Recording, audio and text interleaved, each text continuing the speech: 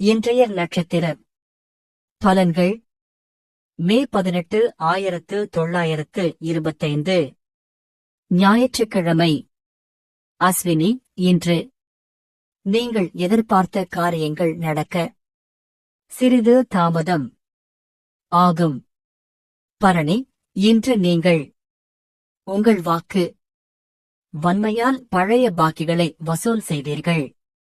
கார்த்திகை, இன்று நீங்கள் கொடுத்த வாக்கை காப்பாற்ற சிறிது போராடுவீர்கள். ரோகிணி, இன்று உங்கள் உறவுகளால் பல வரவுகள் அதிகரிக்கும்.